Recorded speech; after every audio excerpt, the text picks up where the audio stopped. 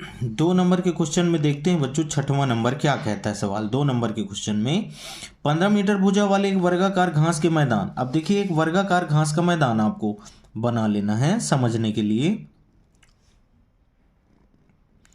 कैसा मैदान बनाना है? वर्गाकार। अब इसमें 15 मीटर भुजा वाले एक वर्गाकार घास के मैदान के एक कोने पर लगे एक खूंटे, मान लीजिए इस कोने पर एक खूंटा लगा हुआ है, ठीक है, से एक घोड़े को 5 मीटर लंबी रस्सी से बांध दिया गया। अब यहां से मान लीजिए कि यहां तक की रस्सी की लंबाई कितने मीटर है? 5 मीटर। कितने मीटर है? 5 मीटर।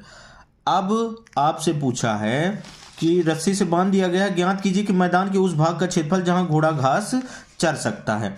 अब बच्चों ये घोड़ा इस 5 मीटर लंबी रस्सी से इस इतने पूरे भाग को चर सकता है, तो इसकी भी त्रिज्या कितनी हो जाएगी? 5 मीटर। अब अगर ये वर्ग है बच्चों तो यहाँ का एंगल कितने डिग्री होगा? 90 डिग्री।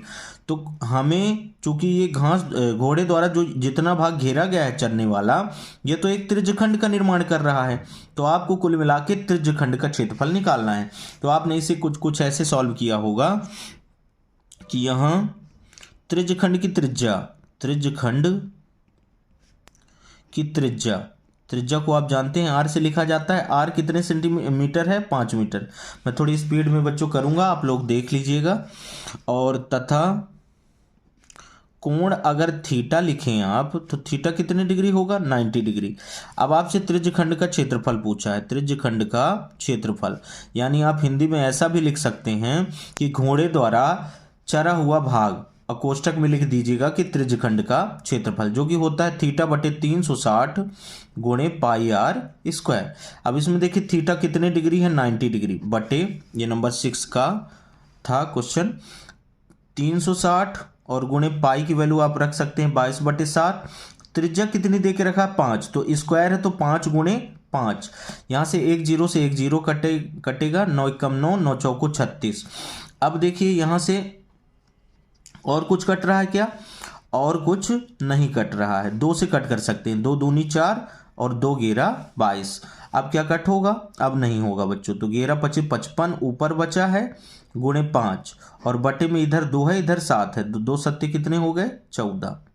यहां से देखिए आप 55 25 5 हासिल कितना आया बच्चों? 2। फिर 55 25 2 27, 275/14। अगर इसे कट करना चाहें तो ये कितना होगा? एक बार ही जाएगा, 14 एकम 14। अभी कितने बचे हैं बच्चों?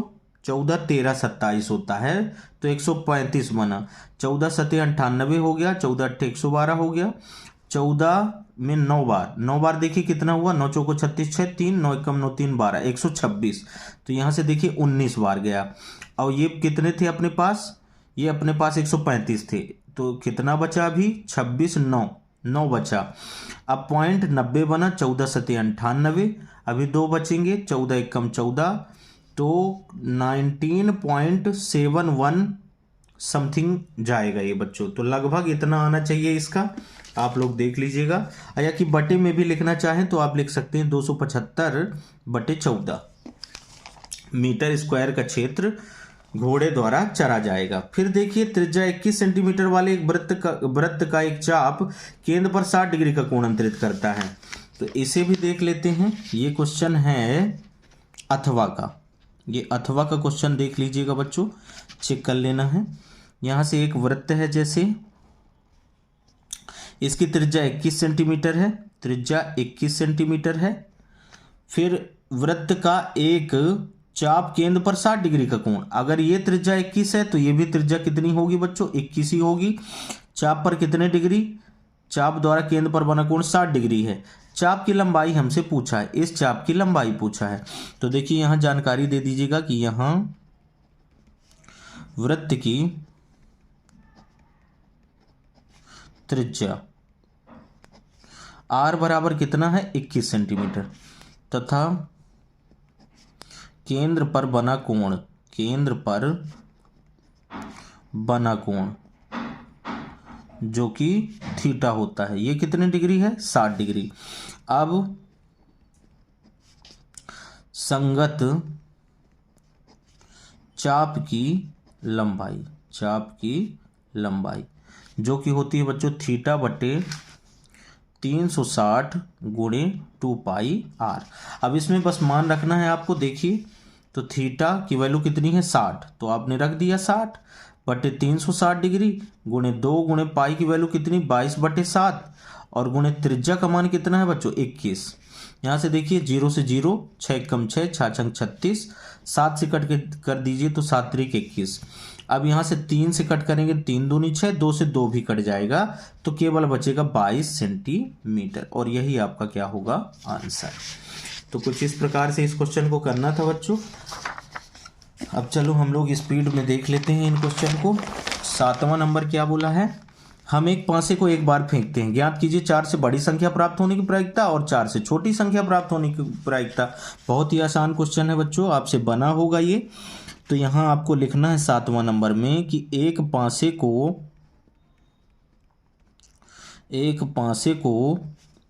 उछालने पर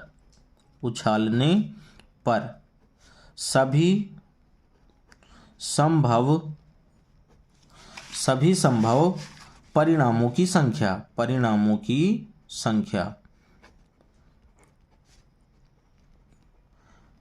कितनी होगी बच्चों। परिणामों की संख्या सभी संभव 1 2 3 4 5 और 6, टोटल 6 परिणाम होंगे। अब फर्स्ट नंबर 4 से बड़ी संख्या प्राप्त होने की प्रायिकता, तो लिखना है 4 से बड़ी संख्या प्राप्त होने के अनुकूल परिणामों की संख्या। अब ये कितनी होगी बच्चों, 4 से बड़ी संख्या। 4 से बड़ी संख्या आप जानते कौन कौन सी हैं, 5 और 6, और टोटल कितने हैं 2। अगर प्रायिकता आपको लिखनी है 4 से बड़ी संख्या की, 4 से बड़ी संख्या, तो इसकी प्रायिकता कितनी हो जाएगी बच्चों, अनुकूल परिणामों की संख्या बटे सभी संभव परिणाम। अनुकूल परिणाम है 2, सभी संभव परिणाम है 6। यहां सामने आपको इसे कट भी कर दीजिए, 2 एकम 2, 2 तिहाई 6, इसका आंसर आएगा 1/3। सामने आपको सूत्र क्या लिखना है, पी के बराबर ई के अनुकूल परिणामों की संख्या बटे सभी संभव परिणामों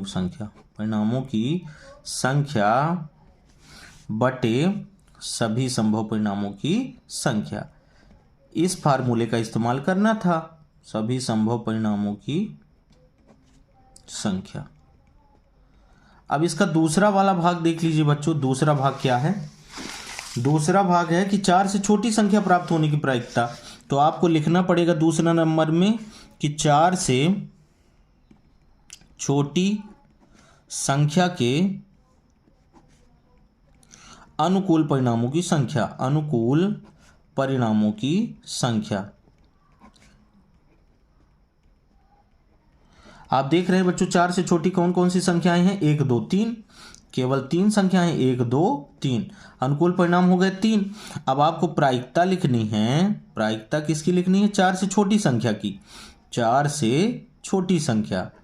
तो 4 से छोटी संख्या की प्रायिकता वही फार्मूला कि ई के अनुकूल परिणामों की संख्या बटे सभी संभव परिणाम। तो 3 अनुकूल हो गए और सभी संभव 6 हैं, तो 3 एकम 3, 3 दूनी 6। तो यहां से इसकी प्रायिकता कितनी आएगी, 1/2, और यही क्या होगा आंसर। अब देखते हैं अगला क्वेश्चन। अच्छी प्रकार से फेंटी गई 52 पत्तों की एक गड्डी में से एक पत्ता निकाला जाता है। प्रायिकता क्या निकालना है कि यह पत्ता एक इक्का होगा, एक इक्का नहीं होगा। अब एक इक्का होना और एक इक्का नहीं होना बच्चों, ये दोनों पूरक घटनाएं कहलाएंगी। तो पहले इसकी प्रायिकता हम लोग ज्ञात कर लेते हैं। आप लिखिएगा, ये अथवा क्वेश्चन है 7वें का। यहां ताश की गड्डी के सभी संभव परिणाम कितने होंगे बच्चों, सभी संभव परिणामों की संख्या कितनी होगी, ताश की गड्डी के पत्तों की सभी संभव परिणामों की संख्या, ये कितनी होगी बच्चों, 52। ताश में कितने पत्ते होते हैं, 52, 52। अब यहां से नंबर पहला बोला है कि एक इक्का होगा, एक इक्का होगा, तो एक इक्का होने के अनुकूल परिणामों की संख्या, अनुकूल परिणामों की संख्या। तो एक इक्का होने के अनुकूल परिणामों की संख्या कितनी होगी बच्चों? इक्के तो 4 होते हैं, 4 में से कोई एक निकलेगा। और प्रायिकता कोष्ठक में एक इक्का होना, मैं थोड़ा स्पीड में कर रहा हूं बच्चों, तो 4/52। यहाँ सामने आपको सूत्र लिखना था, वही सूत्र कि PE बराबर E के अनुकूल परिणामों की संख्या बटे सभी। आप समझ सकते हैं, इसे कट कर लीजिए, 4 एकम 4, 13 चौको 52। तो इसका आंसर कितना आएगा? 1/13। फिर इसका दूसरा नंबर बोला है कि एक इक्का नहीं होगा, तो यहाँ से आप सीधे लिख सकते हैं कि प्रायिकता, इसके दो तरीके हैं बच्चों। अगर 4 इक्कों को हटा दो तो 48 पत्ते बचेंगे, तो 48/52 उसकी हो जाएगी, उसे कट कर लीजिएगा। या कि फिर प्रायिकता एक इक्का नहीं होना की लिखना है अगर आपको, तो ये दोनों पूरक घटनाएं हैं, तो ये होगा 1 - P एक इक्का होना, P मतलब प्रायिकता एक इक्का होना। तो यहां से 1 - प्रायिकता एक इक्का होने कितनी आई है बच्चों? 1/13। तो 1/13 यहां से देखिए, 13 एक का एलसीएम 13 आएगा, 13 कम 13 -1 यानी कि 12/13। इसका आंसर कितना होगा? 12/13। तो इस प्रकार से करना था बच्चों। 8वां नंबर क्वेश्चन है कि असंभव घटना किसे कहते हैं? असंभव घटना की प्रायिकता का मान कितना होता है? तो असंभव घटना की परिभाषा बच्चों क्या होती है, देख लीजिए। असंभव घटना, तो असंभव घटना की परिभाषा में आप लिख सकते हैं कि वह घटना जो घटित नहीं हो सकती, वह घटना जो घटित नहीं हो सकती, असंभव घटना कहलाती है, असंभव घटना कहलाती है। और असंभव घटना की प्रायिकता का मान कितना होता है बच्चों? 0 होता है। जब घटना घटित ही नहीं होगी तो प्रायिकता का मान नहीं हो सकता। असंभव घटना की प्रायिकता 0 होती है। कितनी होती है बच्चों? 0 होती है। असंभव घटना की प्रायिकता 0 होती है। फिर इसका अथवा क्वेश्चन कहता है पी का मान दे के रखा है और पी ई नहीं की प्रायिकता ज्ञात करना है। ये दोनों पूरक घटनाएं हैं। देख लीजिए कि पी का मान कितना है, अथवा। इस सवाल का अथवा, 8वां का अथवा कहता है कि पी का मान पी ई बराबर दे के रखा है बच्चों 0.95 और आपसे पी ई नहीं का मान पूछा है, पी ई नॉट का। तो देखिए यहाँ से लिखेंगे कि चूंकि पी ई नॉट के बराबर होता है 1 - पी ई, ये दोनों पूरक घटनाएं हैं। मान रखिए 1 - 0.95, इसका अगर इसे आप घटाएंगे तो कितना बचेगा बच्चों? इसमें 0.95 घटाएंगे तो 0.5, और यही कितना होगा आंसर। देखिए 1.00 में आपको 0.95 घटाना है, तो 10 में 5 जाएंगे 5, यहाँ 9, कुछ नहीं बचा, इधर भी कुछ नहीं बचा, 0.05, इसे माइनस करना था बस। ये मैं अपने पिछले वीडियो में बच्चों अपलोड किया था, उसमें ये क्वेश्चन थे, इंपॉर्टेंट क्वेश्चन था बच्चों, मेन एग्जाम में भी आया हुआ है, देख लीजिए। अब यहाँ से 9वां नंबर क्वेश्चन 9 कहता है संख्याओं 6, 20 का HCF ज्ञात करना है। केवल HCF पूछा है, नंबर 9 है ये। 6 के आप अभाज्य गुणनखंड करिए, 2 तिहाई 6, 3 एकम 3। इसी तरह 20 का अभाज्य गुणनखंड करेंगे तो 2 से कट होगा, 2 दहम 20 और 2 पंचे 10, 5 एकम 5। तो देखिए 6 के बराबर कितने मिले? 2 की घात 1 मिली है, 3 की घात भी 1 मिली है, और 20 के बराबर कितना मिला हुआ है? 2 की घात 2 है और 5 की घात 1 है। तो अगर आपको HCF लिखना है इसका, तो HCF ऑफ किसका बच्चों? 6, 20 का। तो ये उभयनिष्ठ अभाज्य गुणनखंड। अब आपको उभयनिष्ठ देखना है, उभयनिष्ठ कितना है? 2, तो 2 की घातें सबसे छोटी घात कितनी है? 1, 2 की घातें 1 मतलब 2, और यही आपका क्या होगा आंसर। फिर इसी तरह संख्या 140 को अभाज्य गुणनफल खंडों के गुणनफल के रूप में व्यक्त करना है, तो 140 के आप फैक्टर कर लीजिए, ये अथवा है नंबर 9 का। 140 के अगर अभाज्य गुणनखंड करते हैं तो 2 सत्ते 14, 2 शून्यम 0, 2 से कट होगा तो 35 दूनी 70, फिर ये क्या 3 से कट होगा, नहीं होगा, 5 से होगा, 5 सते 35 और 7 एकम 7। अब 140 को आप लिख सकते हैं 2 गुणे 2 गुणे 5 गुणे 7। यहाँ से देखिए 2 की घात 2 है, 5 की घात 1 है और 7 की घात 1 है, और यही आपका क्या होगा, आंसर। तो इस प्रकार से इस क्वेश्चन को करना था बच्चों। अब देखिए 10वां नंबर, द्विघात बहुपद 3x² - x - 4 के शून्य ज्ञात करना है। सत्यता की जांच नहीं करनी है बच्चों, केवल आपको इसमें क्या निकालना था, शून्य। तो देख लीजिए, इसको भी कर लेते हैं। नंबर 10वां, 3x² - x - 4। अब आपको शून्यक निकालने के लिए पहले इसको गुणनखंड विधि से हल कर लेना है। तो 4 तिहाई 12, देखिए 4 गुणे 3 कितना मिला, 12। अब 12 के ऐसे 2 गुणनखंड ढूंढना है कि जोड़े घटाएं तो 1 आए, तो ये दोनों ही होंगे। 4 और 3 में अगर हम 4 को 3 में माइनस करते हैं, 4 से 3, तो 1 ही बचेगा, और 4 का 3 से गुणा करते हैं तो 12। तो 3x² माइनस, यहाँ 1 की जगह आप क्या लिख सकते हो, 4 - 3, और बाहर कितना है, x - 4। अब इसे बस सॉल्व करना है। 3x² - 4 का x से होगा बच्चों -4x, माइनस माइनस प्लस हो गए, 3 का x से किए तो 3x माइनस का 4।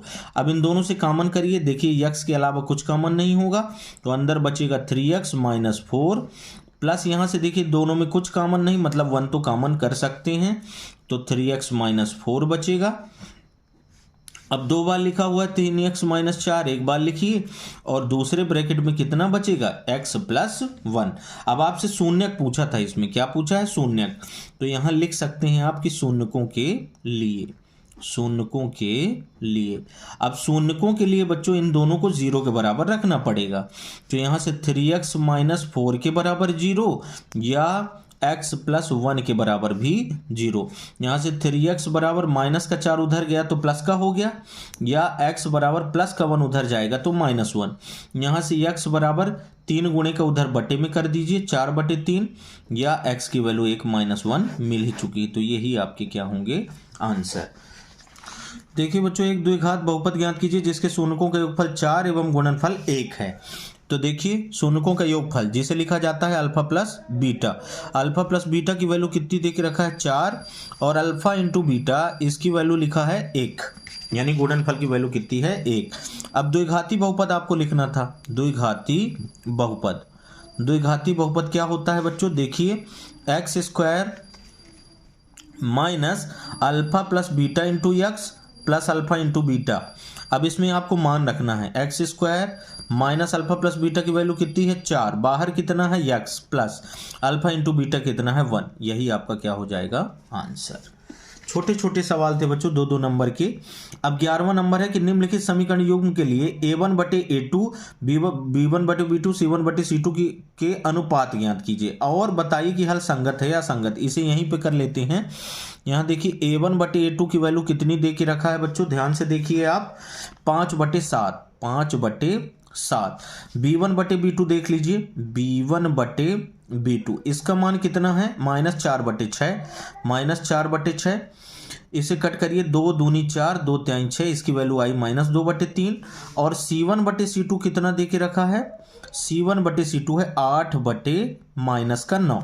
अब यहाँ देखिए ध्यान से कि 5/7 क्या -2/3 के बराबर है, बिल्कुल बराबर नहीं है। तो चूंकि यहाँ लिख सकते हैं कि a1/a2 बराबर नहीं है b1/b2 के, इसलिए कैसा हल होगा, इसलिए कैसा हल होगा बच्चों, संगत हल होगा, संगत हल होगा। अगर ये दोनों बराबर नहीं तो कैसा हल होता है, संगत हल होता है। फिर निम्नलिखित रैखिक समीकरण युग्म को हल करना है। तो ये भी आसान क्वेश्चन है, इसे भी देख लेते हैं। देखिए सवाल कितना दे के रखा है हमको, अथवा 11वां का है, 11वां का अथवा, 11 अथवा। यहाँ सवाल है x + y के बराबर 14, समीकरण नंबर 1 है। x - y के बराबर कितना है, 4, समीकरण नंबर 2 है। ये था सवाल बच्चों, देख लीजिए आप, x + y बराबर 14 है और x - y बराबर 4 है। अब इसे आपको हल कर लेना है बस। तो देखिए यहाँ अगर मैं समीकरण नंबर 1 में 2 को जोड़ देता हूँ बच्चों, तो y यहाँ से खत्म हो जाएगा। आपको लिखना है कि समीकरण नंबर 1 में समीकरण 2 को जोड़ने पर यहाँ से देखिए x प्लस वाई के बराबर है 14 और x माइनस वाई के बराबर है 4। इसे जोड़िए तो जोड़ने पे चिन्ह नहीं बदलेंगे, प्लस वाई माइनस वाई खत्म हो जाएगा। एक x कितना हुआ 2x, 14 और 4 मिलके कितने हो गए 18। यहाँ से x की वैल्यू निकालो तो 18/2 मतलब 9 आया। x की वैल्यू कितनी आ गई बच्चों 9। अब x बराबर 9 आपको किस समीकरण में रख देना है आपकी मर्जी है, दूसरे समीकरण में रख दो, छोटा है थोड़ा, समीकरण नंबर 2 में रखने पर। यहाँ से समीकरण नंबर 2 कितना है x माइनस वाई के बराबर 4 है। यहाँ से आपको x की वैल्यू 9 रखनी है, 9 माइनस वाई बराबर 4। यहाँ से माइनस वाई बचेंगे, इधर 4 माइनस 9। अब माइनस वाई बराबर इधर बचेगा -5, माइनस से माइनस कट कर दीजिए, y बराबर 5। तो x की वैल्यू यहाँ से कितनी आई है 9 और y की वैल्यू आई है 5। यही दोनों क्या होंगे बच्चों आपके आंसर होंगे। तो ये था 2 नंबर का क्वेश्चन। मैंने अपने पिछले वीडियो में बच्चों ऐसे क्वेश्चन करवाए थे, आप देख सकते हैं। अभी थोड़ी स्पीड से मैं सॉल्व कर रहा हूँ, आपको अच्छी तरह से देखना है तो आप मेरे पिछले वीडियो जरूर देखिएगा बच्चों, इंपॉर्टेंट क्वेश्चन है। यहाँ से 12वां, दी हुई एपी के अगले 2 पद लिखने हैं। देखिए 1 2 3 4 पद हैं, आपको A5 लिखना है, A6 लिखना है। तो इसे भी यहीं सॉल्व कर लेते हैं। देखिए यहाँ a के बराबर कितना है 4, a की वैल्यू कितनी दे के रखा है 4। सारवंतर को d से लिखा जाता है, d कितना है 10 माइनस 4 यानी कितने बचेंगे 6। कितने बचेंगे 6। तो a 4 है और d 6 है। आपको अगले 2 पद लिखने हैं। तो अगले 2 पद में मैंने आपको बताया कि a5 चाहिए। a5 को आप a प्लस 4d लिख सकते हैं। a की वैल्यू है 4 प्लस 4 गुणे 6, यहाँ से 4 प्लस 4 छंग 24, ये कितना आएगा 28। तो अगला पद कौन सा हो जाएगा 5वां 28। और अगर A6 लिखना है तो A प्लस कितने होंगे बच्चों A प्लस 5D। अब A की वैल्यू कितनी है, यहाँ देखिए आप A की वैल्यू है 4 प्लस 5 गुणे D की वैल्यू है 6। तो यहाँ से 4 प्लस 30, 5 छक्का 30 और ये कितने हो जाएंगे 34। तो अगले 2 पद कौन से होंगे बच्चों 28 और 34।